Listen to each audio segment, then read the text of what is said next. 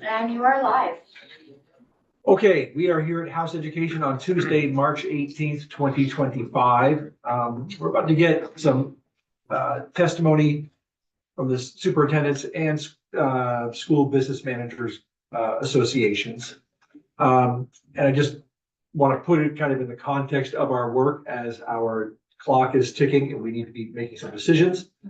So a lot of the testimony today I think will be very important pieces that we need for the decision points that we have. So for example, we seemed to reach some conclusion last week that we would charge a body with drawing districts. Some of what we're going to hear today applies directly to that. So this is all, it's not testimony for testimony's sake, but is really vitally important work. You know, I was reminded discussing it with somebody that, you know, as we go to sort of say, well, what drawing what? Well, let's go back to that. We're really talking about the largest political divisions of the state ever created. We don't really have county government, and we don't really have anything to look at that is of equal size geographically or population, other than representative districts like the Senate district. But this is more of an operational style municipality. Anyway, we will have 4 folks here to help us through, and we look forward to your testimony. And the 2 of you have the floor. Thank you. Great. Thanks for allowing us to be here today. My name is Amy Miner. I am the current president of the Vermont Superintendents Association. I also currently serve as the superintendent for the Colchester School District, although I've worked in education for over 25 years as a support staff member, teacher, an assistant principal, a principal, and now in this seat as superintendent of schools. And I'm Chelsea Myers. I'm the executive director of the Vermont Superintendents Association. Amy and I will start with a potential or proposed framework and timeline for some of the work that you've been talking about extensively in committee, and then Morgan and Lynn will come in and kind of put some of the real life spin to it from their perspective in Franklin Northeast. So great. As you know, Vermont must transform education thoughtfully and incrementally, guided by a clear vision that supports all students, looks to the future, and uses resources wisely. Many are discussing change, but there is no clear plan or understanding of its impact on students. The current disorganized and politicized debate is not benefiting public education, and instead promotes school vouchers and state takeover. A student-centered approach with clear, research-backed goals is needed to ensure efficiency and quality. The policy framework that we are going to present to you today tries to achieve the following goal: leverage attainable and research-based scale to address opportunity, equity, and affordability. And so we're going to walk you through several different components of our testimony. all right, so in instructional scale, first we'll talk about district size. The VSA recommends you all create a working group for instructional and district scale to guide district consolidation with a clear purpose, increasing student opportunities while realizing maximum efficiencies. I think you all have found that it's very complex when you actually get into the local communities and think about expanding those district sizes. And so we ask that the composition include public education and research expertise and small enough size to complete its charge. Once you get really big, it's really hard to be nimble in that type of work. The charge shall be to determine the most efficient number of districts and propose district boundary lines based on sound research, Vermont's unique landscape, and comprehensive analysis of school locations, conditions, and capacity. You all started that with your mapping exercise. I think particularly more information about the building condition and capacity is a really big missing component right now. And district size goals must be data and research driven, not arbitrary, which we've testified about in the past.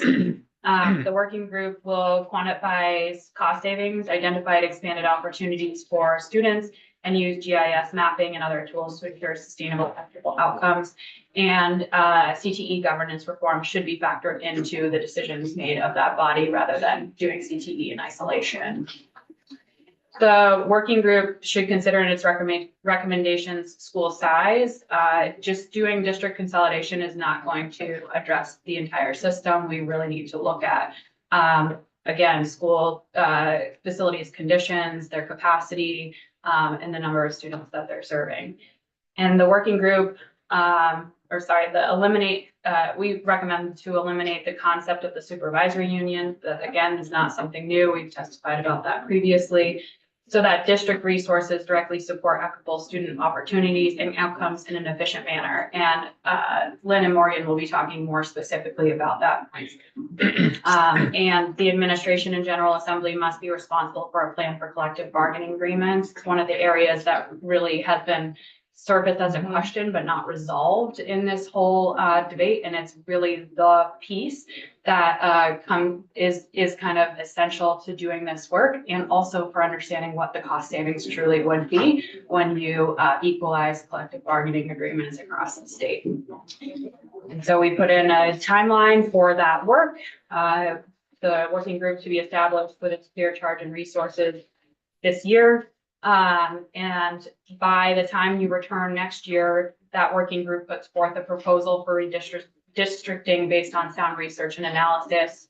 And then you all contemplate that over the next, over your time next year together. And then it'll take a couple of years to be able to do all the things that you have extensively taken testimony about to move to those new districts. And so the proposal is to move to the new districts in operation by July 1, 2029. We'll still say that's still pretty impressive when you think of all the things that need to accomplish by that time. All right, so let's talk about school size. Considerations for school size should begin by defining guaranteed opportunities for students. For me, that is really critical. We need to understand what co-curriculars, what courses, what that is going to look like before we can say how much it's going to cost to fund it. And that vision needs to further be developed. Any consideration of school size minimums must address funding for school construction and renovation. Any proposal that ignores school size fails to significantly address the goals of equity, opportunity, and affordability. To do this, there are a few points. One is we need to create a vision for future-focused, high-quality educational opportunities for all learners. Establish a school construction aid program that prioritizes efficient scale. Until the fund is appropriately resourced, we will be limited to the capacity of our existing infrastructure.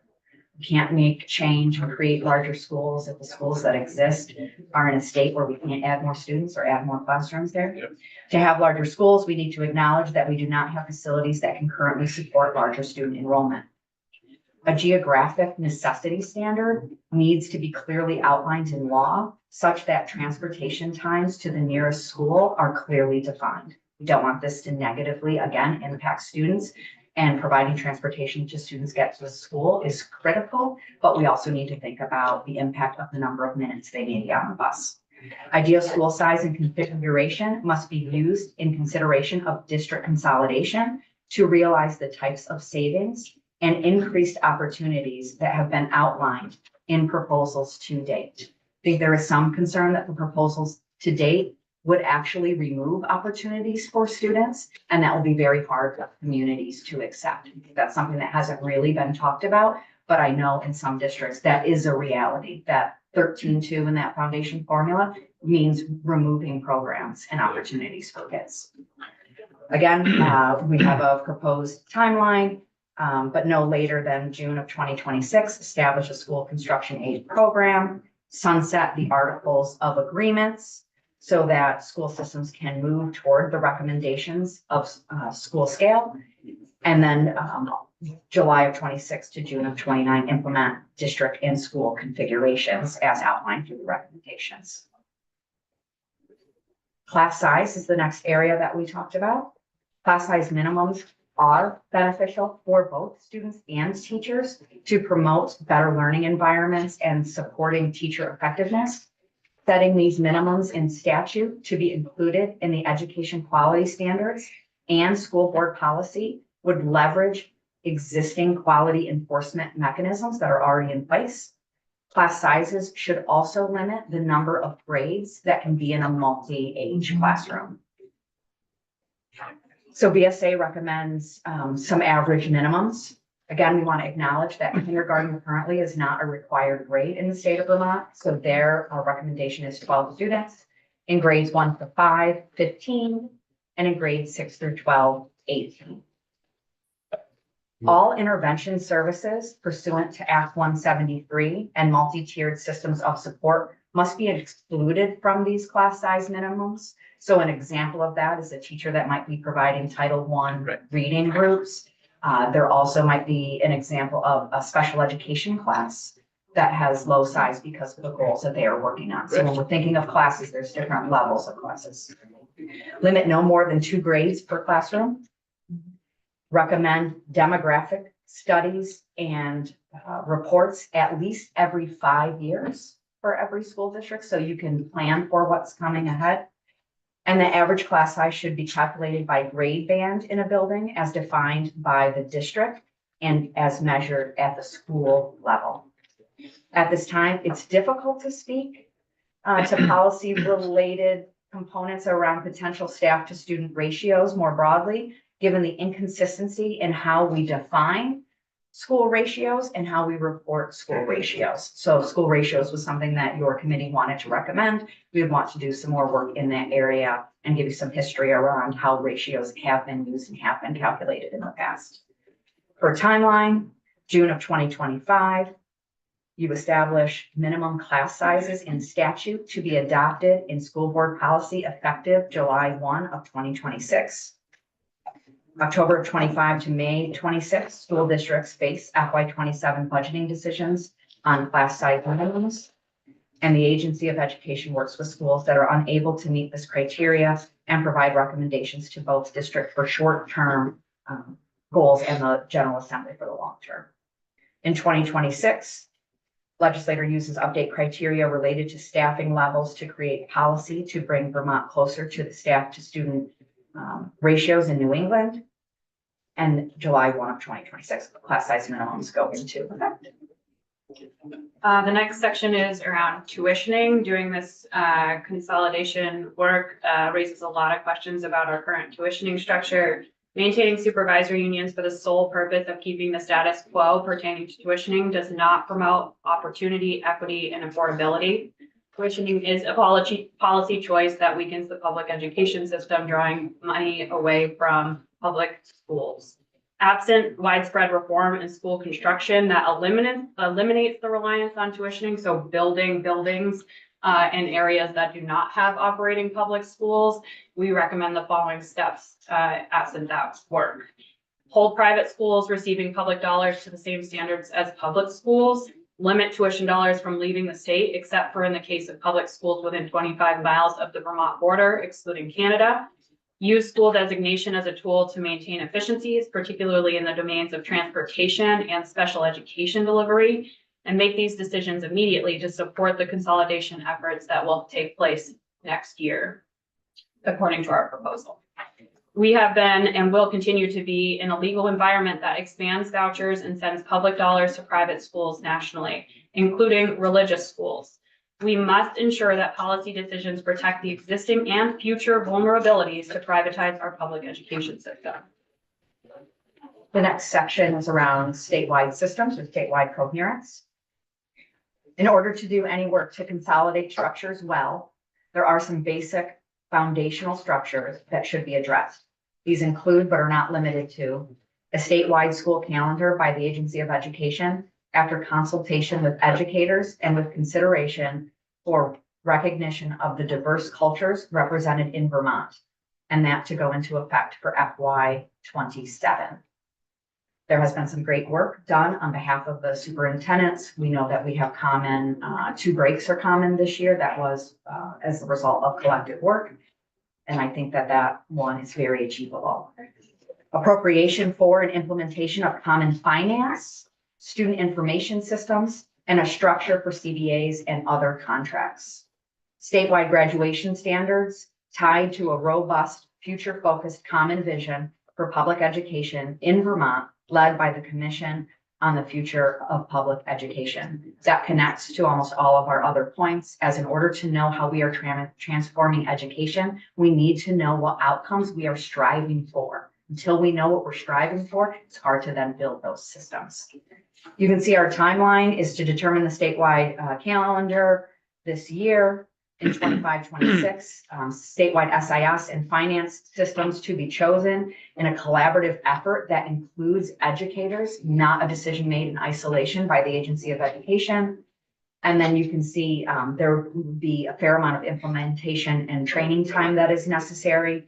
So you would see that over the next couple of years, and then 28-29 negotiation of common bargaining agreements. And the next section is around statewide leadership. It is important that statewide structures are collaborative in nature and representative of educational expertise to accomplish any education transformation well. It is abundantly clear that the primary unilateral appointment structures of our state leadership structures, the Agency of Education and the State Board of Education, have become deeply political and representative of a narrow set of interests. The existing structures do not bode well for checks, balances, and authentic trust and collaboration. Further, moving more responsibilities away from the State Board of Education erodes these principles. Thus, we recommend that the appointment of the State Board of Education fall within the responsibility of a more diverse appointment structure effective July 1, 2025, to provide more stability, irrespective of changes to the political landscape, and that is inclusive of public education experience.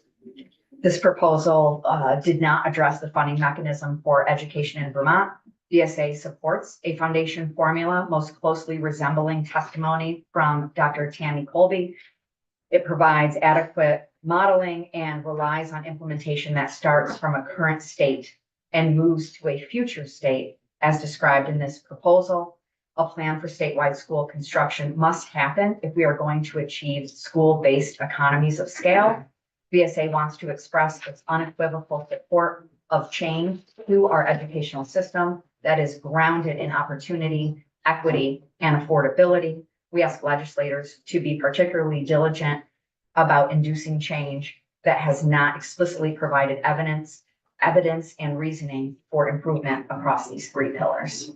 And then we summarize the timeline from the sections into one giant timeline at the end.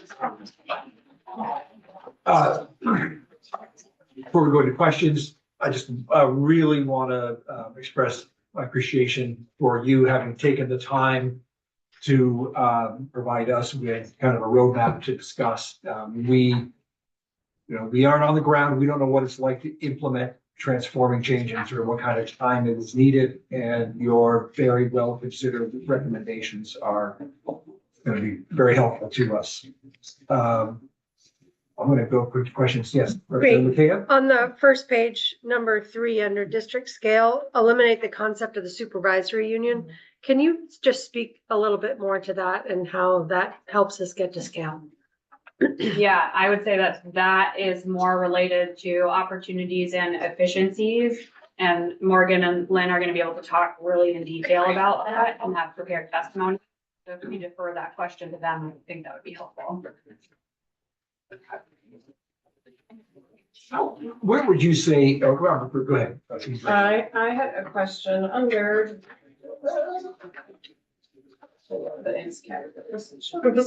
under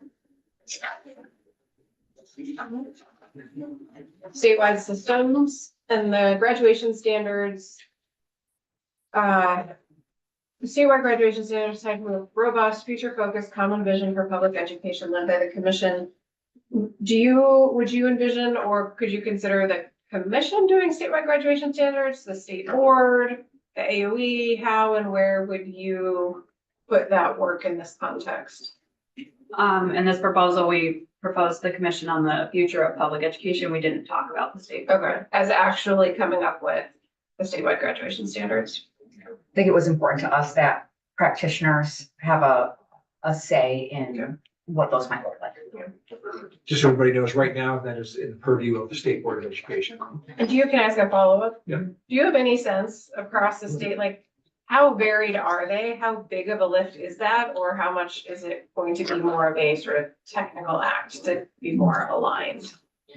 I can't speak for the state as a whole, but I Yeah. think there is a wide variety. There is, some commonalities Yep. that you would see, but even just in the region that I am in, if you were to only use, which we don't do, but if you were only to use Carnegie units, Yep. there's a swing of about 5 credits. And so just that component would help us achieve that efficiency and truly understand then what dollar amounts you need for that foundation formula. That identifying what that is going to help us build that program of studies. All school districts typically have that. It's that course Yeah. sequence that students will move through, what they have to demonstrate either through proficiency or through Carnegie units to be eligible for a high school diploma. That would help bring more commonality there. I'll also add to that, this is something that CTE folks have been Yes. asking for as Yes. well. So in terms of when we talk about CTE reform being integrated into this work, that's one of the primary things that on the calendar that has been asked for by our CTE directors and superintendents. Just, Jen looks like she might want to add. Yeah, I do. Okay. So I think the other piece that's really important about looking at the graduation. Well, then requirement- you better introduce yourself. Sure, I'm Lynn Code, I'm the superintendent for Franklin Northeast and an officer with the Vermont Superintendent's Association. I think it's important for us to look ahead to the future of what our students are going to need when they enter the workforce, because if we look at this through what we currently have and think about it in terms of Carnegie units and credits, we're missing an opportunity to kind of prepare our students for a very different workforce than what we all experienced when we went to school. So it's important for us to be really future driven in that process.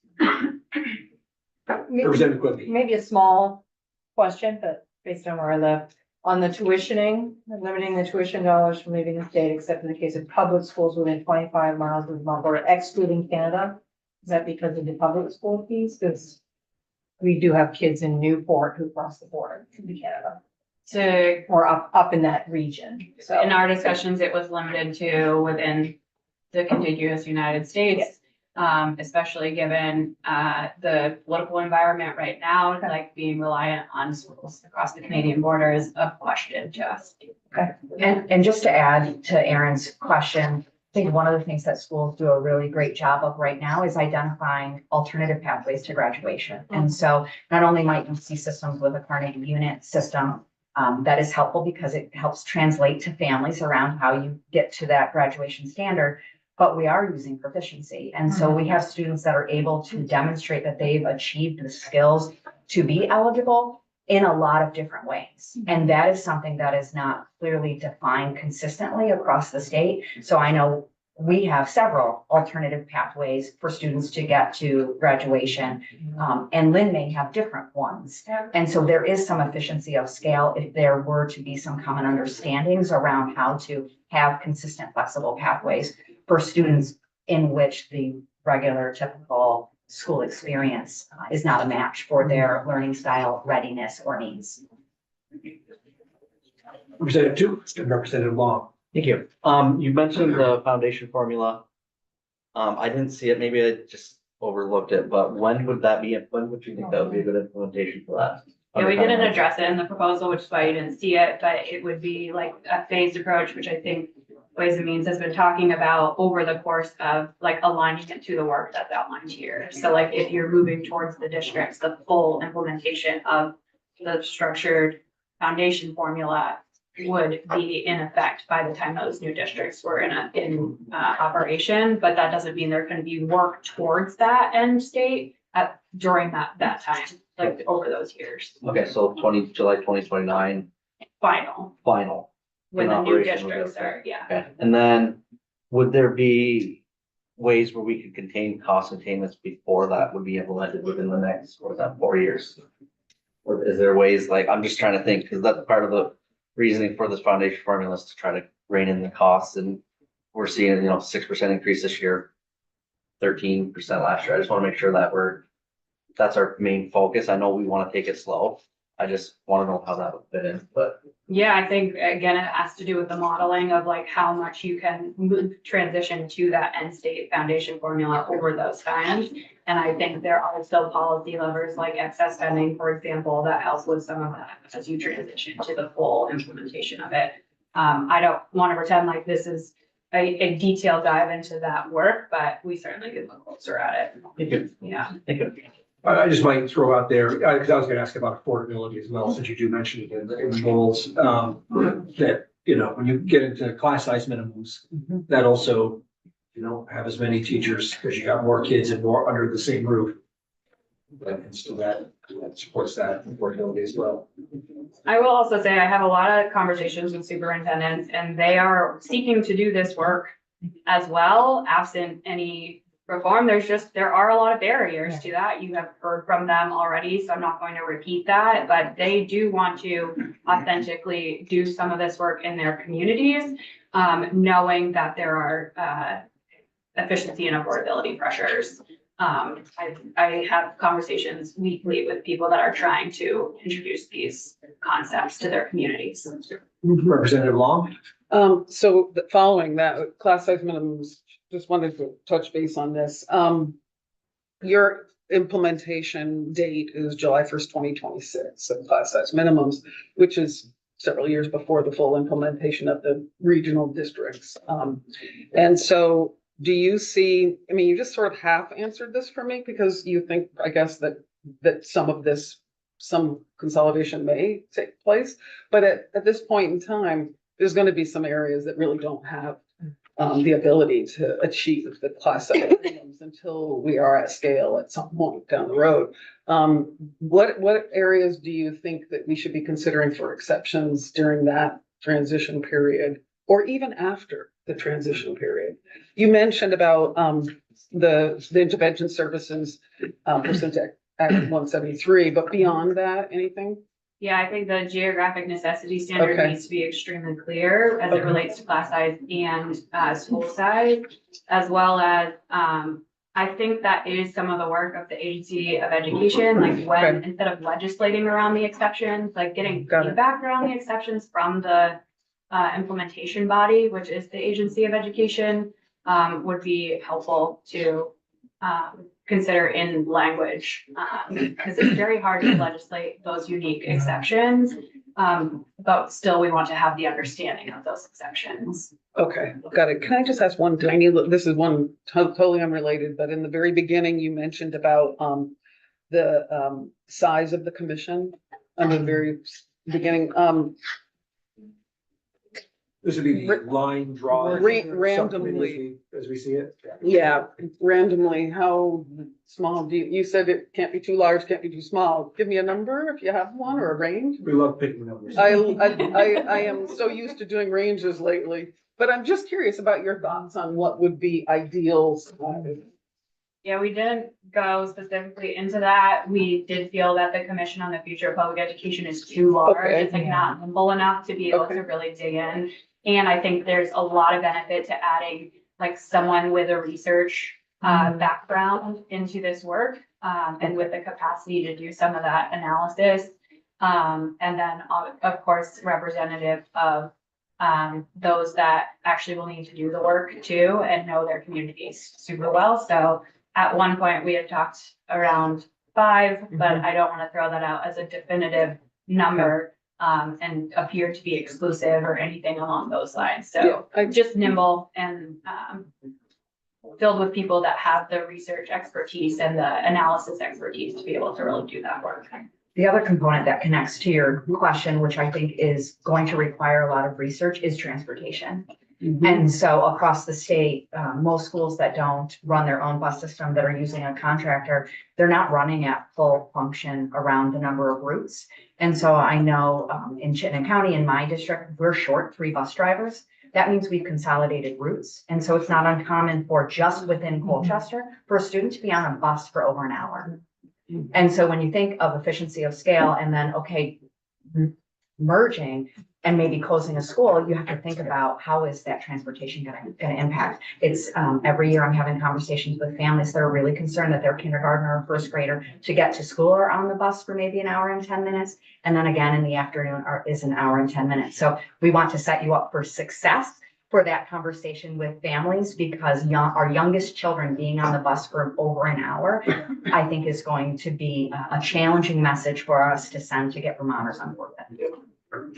I think just thinking about district size in general and district consolidation, while it has merits, I think that what you'll hear from Lynn and Morgan and what we've been talking about consistently is in terms of cost saving, you might not realize what you're expecting to realize by the cost savings once you consider the collective bargaining agreements, transportation, and those things. Just the consolidation of central office staff, which can happen, won't realize enormous savings. Doesn't mean it shouldn't happen, but to depend on that for a more cost-effective structure is only one small piece of the puzzle. There's really have to be in sync with other places. Well, I appreciate you bringing up the collective bargaining agreements. As this committee knows, I keep bringing it up because I've been through it through Act 46. And it's also a major challenge when trying to find cost savings because, that being said, I'm sort of keeping a mental, actually I write it down, list of sort of those things that are gaps in H454. One of those that I keep coming back to is that there's no clear and unambiguous guidance as to how a new district moves from just sitting there to having a common, as an example, collective bargaining agreement for everybody. And so, I'm sort of keeping a list of those things that really are the responsibility of the agency. To sort of maybe we need to build in, okay, step 2 doesn't happen unless step 1 is in place. In other words, should we be asking from the agency clear guidance for districts who are consolidating, not only how you go about it, but here's how we're going to help you, and here's how we're going to fund you going through this, because it's not going to happen without some expensive lawyers, and it doesn't lay out at all who pays for that. Is it included in the foundation formula? So these are all things that I believe we need to say to the agency. Come back January 1st, 2026 with these pieces in place, and then we can move forward with the next pieces. I don't see how we could possibly say we're going to move to these next steps without those pieces in place. And it doesn't Right? mean that pay parity Clear isn't a laudable. I want to make sure that's clear. Any other questions? Great. We may come back to you. Yeah. All right, Lynn and Morgan, if you'd take a seat up there and then introduce yourselves, and floor is yours. Thank you for having us today. I am Lynn Code. I'm the superintendent for Franklin Northeast and an officer with the Vermont Superintendent's Association. And I'm Morgan Daybell, I'm CFO for Franklin Northeast. I'm the past president of the. Okay. So I'll jump right in.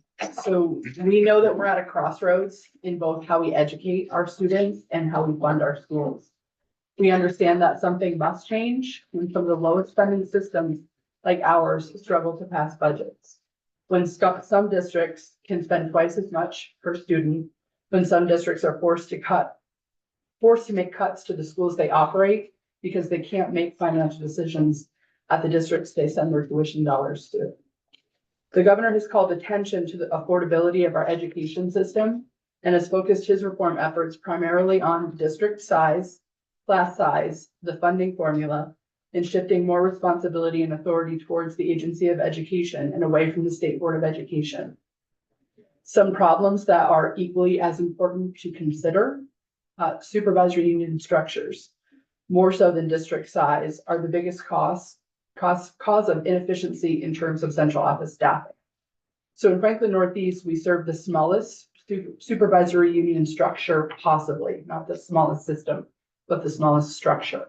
So we have a side-by-side, two side-by-side districts, one district that educates students in pre-K through 12th grade, and one system that educates students in pre-K through 8 and pays tuition for the 9th through 12th grade students. So that means I spend some of my time managing 3 boards instead of the 1 board my colleagues who lead supervisory districts manage. I have it relatively easy compared to a colleague who manages 15 school districts and coordinates 17 board meetings per month. The governance structure, that complex, demands a disproportionate amount of time to manage board business and limits the time to focus on systemic educational leadership in order to prioritize the important work of improving opportunities and outcomes for our students. So in our central office, everything that I and my staff does has to be done 3 separate times. We run 3 payrolls. We develop 3 annual budgets, 3 audits, 3 year-end closeouts. My colleague in that larger supervisory union and their staff have to do everything 15 times. Additionally, supervisory unions are prevented from borrowing money or owning property. In Franklin Northeast, we've established an in-house alternative program for some of our students in response to limited out-of-district placements, long wait lists, high tuition and transportation costs, and those programs no longer accepting our students who have the most significant needs.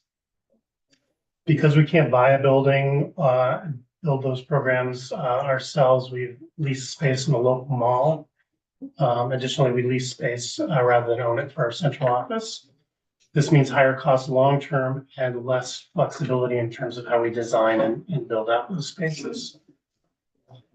As a supervisory union, we also have less flexibility in terms of how we utilize our staffing. We've embraced the intent of Act 153 of 2010, which pushed certain staff to the supervisory unions, special ed and food service. But we still have to broker split contracts across our 3 districts for shared staffing. It is difficult to reassign district funded staff across those district lines. And we have to maintain 3 seniority lists for determining bumping rights in the event of reductions in force. In the larger supervisory union, I can't imagine having to maintain 15 of those lists. So we'll talk about school choice. So school choice in Vermont has required us to fund 2 separate education systems. One that serves all our students and one that can choose which students they serve with limited oversight, state mandated rules and regulations. The dual system is one of the reasons previous district consolidations failed. In FNESU, we have roughly 575 high school students. 325 of them have school choice. 250 do not, based only on their parents' address. And for students that do have choice, not all have the same opportunity. Not all of our students will be accepted by all of those private schools that receive our dollars, and not all of our parents can supplement those tuition dollars with out-of-pocket transportation, boarding, and additional tuition costs. The opportunity of a private education in Connecticut or New York or Alberta or Thailand is not available to everyone. And each of the students we lose leaves a hole in our high school student counts where we do want larger class sizes and more robust offerings for our kids. And also a hole in terms of the money leaving our system that could be used to provide more equitable opportunities for all of our students, more competitive pay to our staff, and lower taxes to our residents. This is true both for students leaving into private schools, but also students leaving our supervisory union to other public schools. Every other Vermont supervisory district or supervisory union that receives high school tuition payments for our students spends more per pupil than either of our districts, increasing the inequity of student opportunities from the highest spending to lowest spending districts. You can see that in the chart in the written testimony, which shows FY25 for pupil education spending. So that's the spending that for the year that we're in. Each of those red lines designates a school where we send high school students from our tuitioning district. And one line that I'm noticing is missing is in the 6th spot, and that's the Enosburg-Richford, UUSD. That's our own high school system. So my colleagues have testified about what the PICA staffing model, the basis of the foundation formula, would mean to their schools. In one example of a school with around 400 students, a leader outlined staffing that would need to be eliminated based on the staffing formula. The plan would require decisions that would strip away the rich multi-tiered systems of support, MTSS, that has been built to support students. I listened to the testimony and was struck by the glaring differences in our staffing levels. By way of comparison, the staffing levels with one of my similarly sized schools is vastly different, with only 1/3 the number of special educators and 1/2 the number of interventionists. Our state statute requires us to build effective MTSS in each of our schools. Yet, as Larry Pike has testified to last week, Vermont's MTSS was not a part of the model that was built into his report. We must determine the appropriate level of staffing to support high-quality MTSS in our schools. Additionally, given the discrepancy between teacher salaries across the state, there's a significant difference in our abilities to recruit and retain high-quality teachers. In FNESU, 30% of our teachers are working under either a provisional or emergency license. And in my colleague's school above, no teachers are working under a provisional or emergency license. This underscores the importance of the work the legislature is doing to address the inequities in our current education funding system and the discrepancy in teacher salaries across Vermont. When all our students succeed, our state will succeed and thrive. If we want to ensure that all students have equitable outcomes, we must create a system that prioritizes more equitable opportunities for all our learners. Chelsea and Amy outlined a model that would bring us through the transportation that we all know that we need, but do it in a way that puts students in schools first. The major difference between this plan and those proposed by the governor and others that are out there are, for one, district size. Larger districts, not SUs, but districts would bring some level of efficiency. The PICUS model recommends 3,900 students per district in order to gain efficiency. And research suggests that you start to lose that around 6,000 students, and it drops off pretty dramatically at 10,000 students. This is significantly lower than the up to 34,000 students proposed in the governor's plan. Last year, as a state, we spent about $121 million on school boards, district level governance, superintendents, and back offices. Generally, school districts spend less per student on central office functions than supervisory unions do. We're certainly not going to find the $185 million in savings from those back offices, but we might be able to capture a portion of that $121 million as long as the scale doesn't increase to the point where we start losing those efficiencies again. So in Vermont, 96% of the students we educate through Vermont's Education Fund attend our public schools. Only 4% of the students we educate in Vermont attend private schools. Our collective energy should prioritize strengthening our public education system for the benefit of all our students, our communities, and our future workforce. Education reform should require that any tuitioning does not increase inequities between students and communities, is used to complement the public school infrastructure, not compete with it, and that all schools receiving public funds follow the same rules. If we're looking at opportunities for more efficient systems, looking at class size and district size alone will not get us there without looking at the size of our schools. My colleague Patrick Green will be testifying tomorrow on this topic. We thank you both. We thank you all for the opportunity to present and the willingness for you and this committee to take the lead on this really important and needed change. Thank you both very much. And I would just throw it out to the committee for questions for any of our four witnesses. Just be as specific as possible. Representative McCann. I think what I'm hearing is that the supervisory union structure is less efficient. And the fact that you might be doing things within your supervisory union more than once, like payroll, doing it 3 times or something. How does that affect student outcomes? How do you get from the structure to student outcomes? So I think one of the things that is a little bit challenging is we don't have the same flexibilities that we would have if we were operating a district. And I think when we think about student outcomes, I think we have to think about student opportunities. And I think we're really at the mercy of the tuition bills that come into us. So we can some years see a huge influx. We had that happen this year where we graduated a very small class and we are sending a very large class into high school. So we end up reducing opportunities at the school that we're operating in order to be able to plan for paying that additional tuition cost. This year, I think our tuition in that one district went up about $1 million.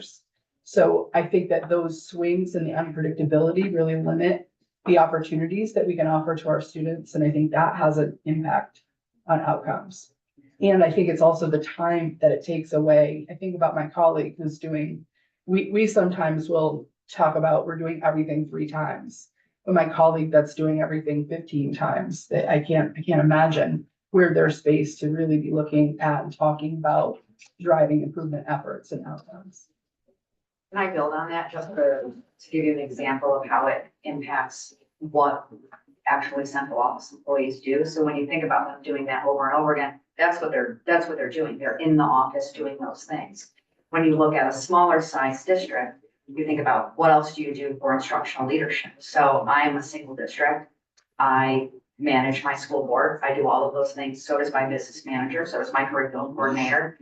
We are able to actually be in buildings, to walk through classrooms, to go to school events, to interact with families. Whereas one of my colleagues who is an SU and has multiple boards, they're not necessarily having the same relationship with their teachers or their community as you do when you are in a single district. And so what then transpires is the larger the district, or when you go to the SU model, who's doing the instructional leadership work changes. And I believe then the quality becomes a little bit of a challenge because those individuals can't do all of the tasks that they are required to do. So how do you do that? You have to delegate or add more central office employees to accomplish those tasks. And you have to create larger systems or protocols in order to achieve those components. So what students will see and what families will see from a PR consumer standpoint is much different in a single district versus in an SU, and your capacity to intersect with any central office employee and central office being in buildings and actually changing education. I think another example of that tied to the tuition, in our 2 districts, the majority of the kids from our tuitioning district go to our K-12 district. And so as I work through the budget, in the winter and the spring, I have to make a guess at how many kids are going to go over there and what that tuition cost is going to be. And so maybe it's $3 million going from District A to District B. Those kids then show up, we're tracking down where all the parents live. We may find that even within our own SU, this district is starting out looking at $500,000 in the hole because those tuition bills are going to come in higher. And this district is looking at a $500,000 surplus. But we can't really cross those lines because those are separate entities. And that's something that there is a swing every year, some years worse than others. Interesting. Representative Brady. On that question, I think we've had a bill introduction, if I'm remembering it right, about a bill that would deal with, this is sort of in the current state, just some small hanging fruit of limiting tuition to the average announced tuition. We've heard a couple districts in the state, I think, really struggling with this, not to private schools, but largely to other public schools and the variability that creates, and that would be some short-term stability. Am I understanding the issue correctly? That if there were limits on everyone, public and private, in terms of average announced tuition? I think long-term that would help. Yeah. That wouldn't get rid of the problem because we're still trying to guess where these kids are Right. going and where they're. Can I ask, are the Connecticut, New York, Alberta, Thailand, are those real students from your districts and where they're attending school on public dollars? Where they have attended. Yeah.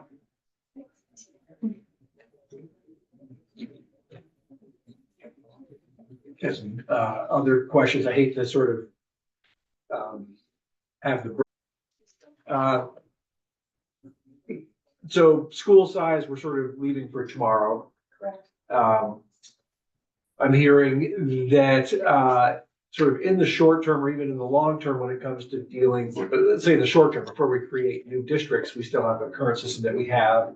And that if we implement something like class size minimums, that might lead to hard decisions that school boards will have to make. And that we've also created lots of barriers so they would be unable to, for example, close a small school that might be near another small school that could take all of them. So that leads to the, I think there was in the VSA testimony, a recommendation that we remove those barriers that are in articles of agreement that allow a town to vote to reject their school closing. Do you see that as sort of the biggest barrier that exists to sort of to those decisions that are actually being under consideration right now. In other words, you have our superintendent saying, and school boards are saying, we can do this, but because no community will ever vote to close their school, there's no point even considering this. I think that the conversations around class size have helped people to understand the context differently than maybe what they have in the past. So I think that the more these conversations around district size, school size and class size come up, that helps. I think that there are places that are trying to make some moves in this way because we do operate some very small schools in Vermont, and they're trying to build greater economies of scale, and the Articles of Agreement are making that really challenging because we know that if we go, there's two ways you can make decisions. You can make decisions in an emotional way, or you can use more logic and reason when you're making the decisions. And no one wants to make the hard decision about their local schools. So I think that when we look at this, we've got to look at all of the pieces together. And when that's more visible to our communities, I would like to think that they will understand that why we're having to move in those directions. But without those articles of agreements being removed, I still don't know that people will make those decisions for themselves. So just as for the committee's sake, I mean, that's a decision point that we're gonna have. It's a very hard one. It's as, so just as an example of why we aren't just barreling through this and have it all done already. Yeah, or if we can. Can one of you talk a little bit more about, class size and, intervention services? I know as we try to get that robust MTSS school-wide, we're trying to be as inclusive as possible and have more students in the general education classes that might be on 504s or IEPs. So when I think about maybe a class of not 18 or 19 freshmen taking Algebra 1, and maybe 3 of them are on IEPs and another 5 of them are on 504s, do we really want a class size of 19 for that group? And I know that Leanne has begged this question before. So I'm just wondering your thoughts in terms of how those things factor in. I did hear you say like a special ed class, we wouldn't be using that class to create part of the average or, whatever, but how do the more general classes that have many students in them who have special needs that we need to respond to, how do we take that into consideration? I think it goes back to what Amy talked about with how are you measuring class size, right? Like if you're looking at ratios, I think what we're talking about is 1 teacher per 25 students is what the governor's plan, or 1 to 15, depending on the grade level. I think what we're trying to say about the MTSS system is that that's not necessarily a separate class. We need the ability to have those interventionists and special educators be able to either push in support or pull out support for those students, whether that's at a separate dedicated time, but that really shouldn't count against your class size because it is not a separate and distinct class. And I know that in some high schools it might be because they're in more of a credit-based, and you can maybe speak to this better than I can, more of a credit-based system where it has to count as a class, and other systems you have some greater flexibility that you could do some of that support during a learning lab opportunity or during an advisory time. So it wouldn't be a specific class, but it would be more of a support block. In a strong system of MTSS, irregardless of the grade, you want all of your learners to be in the general ed class to receive strong primary universal instruction on the topic. Once we identify students, irregardless of if they have an IEP or not, could be a student without an IEP who's not on grade level for whatever the class is, even high school level. At that point, the school should have a system to achieve or help that student get on grade level. And so that might look like having someone come into the classroom to assist doing some co-teaching or doing some interventions in the class after the primary instruction happens. It might mean that students leave the classroom for a second dose of instruction later in the day, maybe even after school with a tutor or with an interventionist. So that's another model. In my system, we call those intervention blocks class periods. And so for us, there wouldn't be the 18 kids or the, you know, whatever that number would be, because you want that to be a small learning environment. And so that's why kind of we wrote that exception in there. The other component that many districts are doing is a model called co-teaching. And so in a math or a literacy or a science class, maybe even at the high school level, you might have a special educator teach. And so I go to Algebra 1, and there are a number of students who qualify for IEPs on there. There's also a special educator in that class that then is co-teaching with that teacher to provide supports throughout the rest of that class period. That's a model that we have used. The other component that I would say is there are some small classes. We have a Crossroads program that serves cognitively delayed or physically handicapped students who are also mainstream, but then they have a smaller classroom environment. And it's a class on our schedule where students are using life skills and learning how to cook. That class would not be appropriate at 18 based on the level of needs. So we need to have that involved. I hope that's answering your question. Thank you.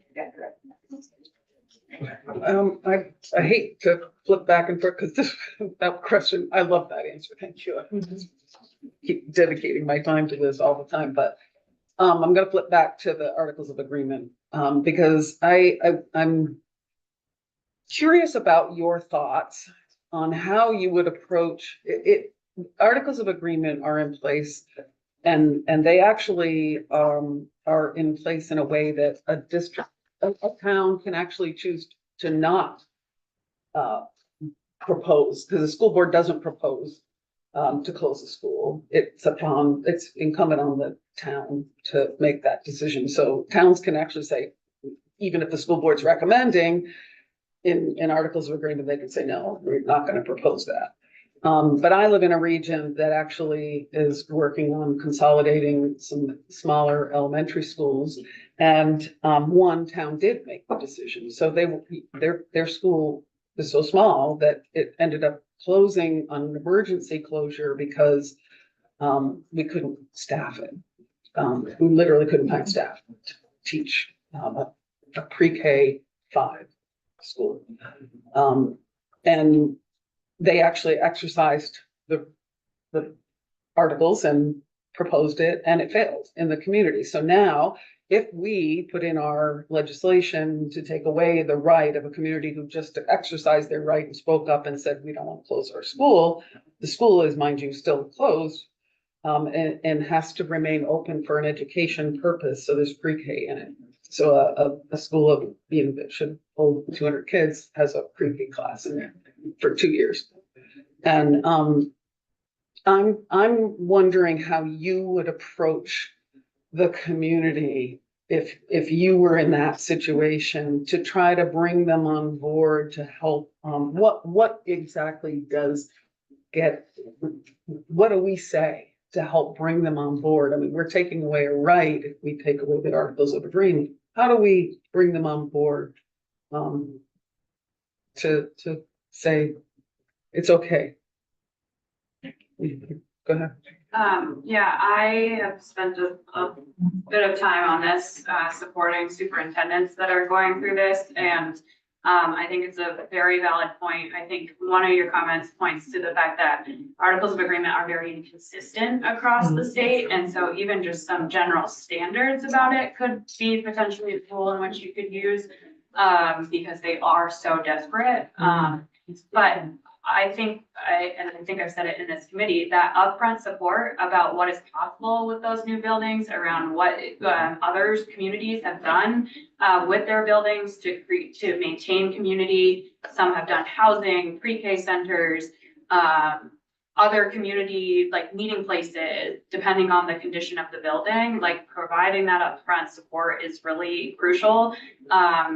And also I have to go back to that geographic necessity standard that you're setting, or which we're asking you to set, because I don't think it's our intent to suggest that we are closing small schools and then there's no school for miles and miles and miles, right? And that truly is a one place where in, for example, the Northeast Kingdom, there's no other schools around, there's no other much of anything in some of those regions. that, I don't think it's of any of our recommendation to close a community, a school like that, and not have any alternative public school option. Like that is not what I just want to be clear that that's not Okay. what we are recommending. And especially at the expense of then providing, a more, full non-operating districts, which we're contending with right now. So that's why the school construction piece was in your proposal. Yeah. And I think the other piece to that is for families that currently have children in that school, selling to them and really educating them on how their students' experience is going to be stronger. And that's also why it connects to the school facilities piece. I'm kind of living that right now. I'm a Westford resident, and Westford Elementary School is a small school. And my child is currently in 6th grade, and she will now be going to Essex Middle School because they're closing the middle school at Westford. So I'm experiencing this personally, and what have helped with the selling of me understanding why this is better is it goes right back to opportunities, right? In the school that my child's in right now, there are not sports for her after school. If she wants to attend a sport, she has to go to another building, but we have to pick her up and then drive her there in order for her to participate. Now she will be part of that community and will have access to all of those after-school clubs and opportunities that she's not accessing right now at Westford Elementary School. The other piece that was really critical is they talked about class size. So in that example, the worry is class size going to be too large? And it's not. She's going to be in a class of 20. And so then that superintendent and that Westford principal gave some really great information to 6th and 7th grade parents. Here's what class is going to look like, and your students is going to have more opportunities than they have currently. And I think that's why it was received so well. I want to just add one thing, to Representative Toots' question about affordability piece and savings, is that if we do need to be able to elevate the opportunity piece, and it's kind of the counter to that is eliminating opportunity.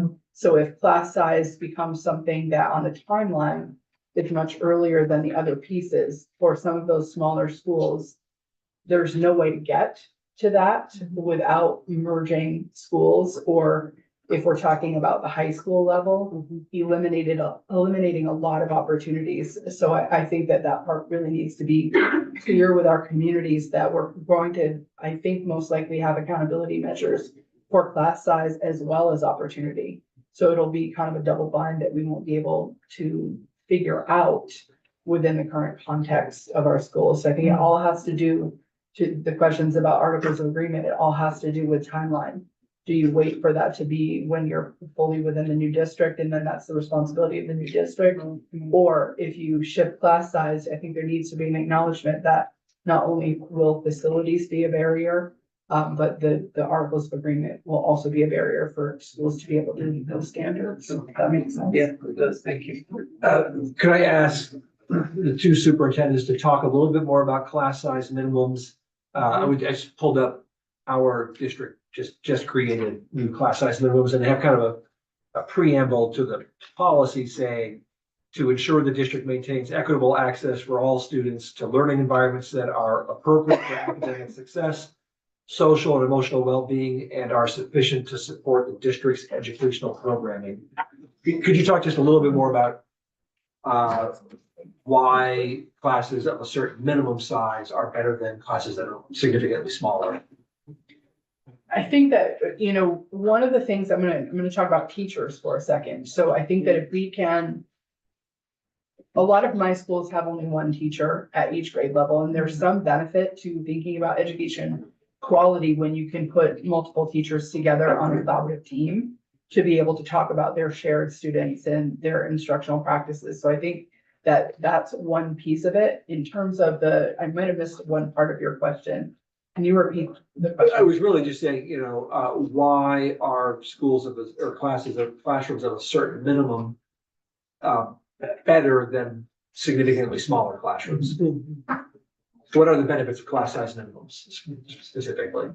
I mean, my perception is a lot of the conversations around class size minimum have been about getting to the economy of scale and trying to think about affordability, but they're also, I can speak to when I was a teacher, my most challenging year was when I had 7 students in a really small school, because there were there was no variability in the learners during that year. And when you're teaching, you need to be able to break your students up into small groups so that they can build their independence and their skills.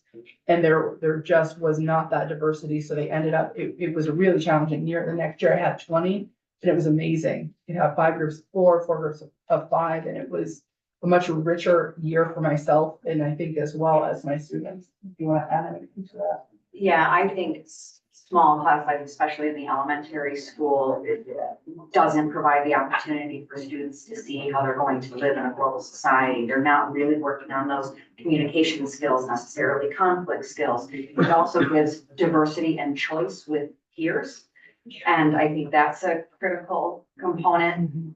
We, knowing that like our district is typically over 20 per class size, it does give more flexibility and instructional opportunity in how teachers manage their classrooms. When you have those components, if you have students who need a one-on-one or a paraeducator, there's some efficiency of scale. If those class sizes are larger. The other component at the high school and middle school level is that relational piece and opportunities for that school. Then if you have larger class size, you can still probably have the same FTE and offer some other courses to expand your course catalog. If you have small class size, it's really hard to staff a strong unified arts program, especially in the elementary schools, because you may not have enough classrooms or enough students to run that program successfully, or you might only have enough to have a part-time PE teacher.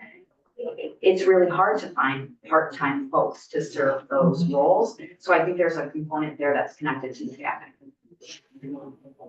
Thank you. And I just would echo what you said. I'm on the Commission for the Future of Public Education, and we've had a number of public engagement periods, generally attended by educators. And 201, they've all said, oh, I'd rather have a class of 15 than a class of 7. Oh, yeah. Which I'm not See everyone surprised nodding. as a non-educator. Free or absent or Yeah. sick or? During COVID, it was really. I don't want to be in that Two class kids at out all. for a week. So you've got A different 2 kids out for a week. Okay, any other questions? That's good information. Thank you. Yeah, I really appreciate all the work that you folks have put into this and this testimony. Actually, Yeah. Can I ask, can you just like remind us, because we're probably, I'm hoping I'm going to be using this a lot as we dig into our bill this week. Like who is you represent the superintendents, but kind of the process for which, you know, this is on paper officially available to us, sort of, it's not just the 3 of you plus Chelsea in this room, sort of, you know, what went into this or what it represents in terms of. Yeah, it's an amalgamation of a lot of meetings, and I'm constantly seeking feedback from members, but more specifically to this piece. Our board has been diving into it extensively, have all had editing capacity to it. And also we have an open session for our membership to also look at it. And a lot of the things that are in it are things that many of them have suggested over the past years. So I'll just say, we will likely never get 100% agreement on everything that we do. But we have a representative board of all the regions of the state, and they have all weighed in on this. Thank you. And we're happy to come back at any time. We do have an all members meeting in 2 weeks. So if there are components that you feel like you want us to come back or dive in a little bit further, we do have opportunity soon to Or join us. all members. There you go. All right. And if I can Yeah. just follow on that, I really appreciate Morgan, you being here and having that connection with Basil, because that's Yeah. really an important piece to this. And so it appears that there's been that collaboration as well, and it's really critical, I think. Yeah, we're happy to send me or others back as well. Great. We often overlook. Okay, we'll wrap there. Committee, we had a promised 10 or 15